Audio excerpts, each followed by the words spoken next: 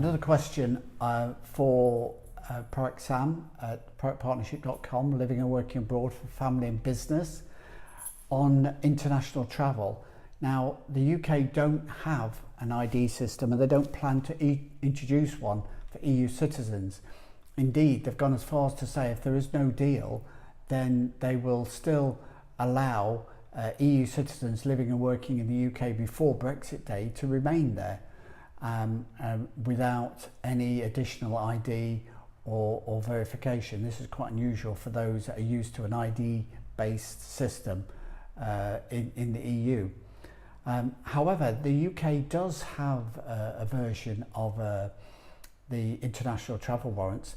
If you want to travel within the UK into London, there's a congestion charge. Now, this was introduced in 2007 by the Lord Mayor of London, and it costs £11.50. So if you want to travel from anywhere in the UK or anywhere in the world to travel in London, one of the biggest cities and the biggest economies in the world, then if you want to do that by car, then the cost of that is £11.50 a day. That's nearly £3,000 a year, which is quite steep. So compared to the electronic transit compulsory travel agreements that ESTA represent for the USA, and the similar new ESTA that's been introduced for travel authorisation in the EU, London's congestion charge